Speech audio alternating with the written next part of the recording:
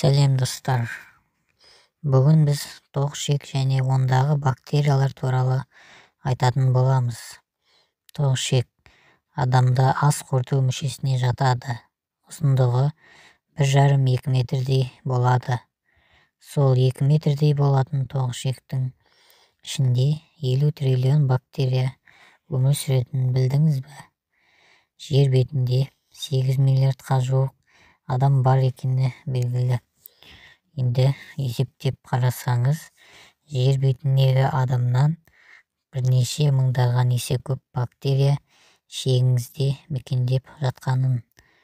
Осыншама көп бактериялар тоқ ішекте жайдан жай өмір сүріп жатқан жоқ.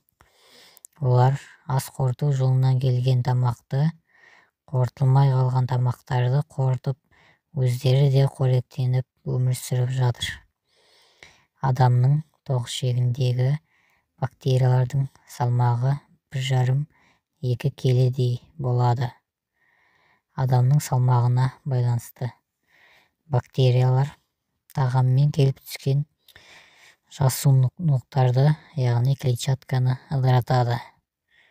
К дәрумені В топтағы дәрумендер фолат, биотин өндіруіне қатысады.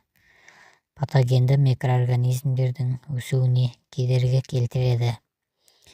Біздің иммунитетімізге де жауап береді.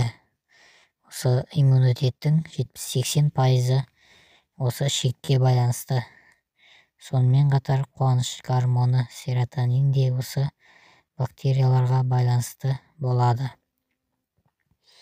Тоқ ішектегі бактериялар клетчаткамен қоректенеді, яғни бактериялар қоректенетін тамақты пребиотик деп атаймыз. Клетчаткаға бай тағамдар күнделікті тағам рационында болуы керек. Оларға сұлы ботқасы, бидай ботқасы, жаңғақтар, капуста, фасоль, петрушка, пияз, алма сияқты тағы басқа көптеген көкөністер мен жемістер бар. Сонымен қатар құрамында пробиотигі бар айран, йогуртты да үнемі қабылдап тұрған пайдалы болады.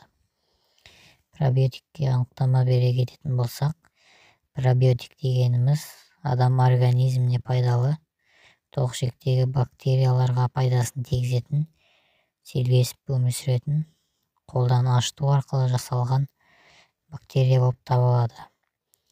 Егер антибиотикті дәрігердің тағайындауынсыз өз бетіңізше қабылдай беретін болсаңыз, сонымен қатар күнделікті ішетін тағам рационында клетчаткасы бар тағамдар тұтынбайтын болсаңыз, ішегіңіздегі бактерияның жұмысы бұзылуы мүмкін. Іш қату, диарея сияқты бұзылыстарға әкеледі. Назар аударғандарыңызға рахмет. Алда шығатын видеоларда осы бактериялар жайлы тағы да айтатын боламыз.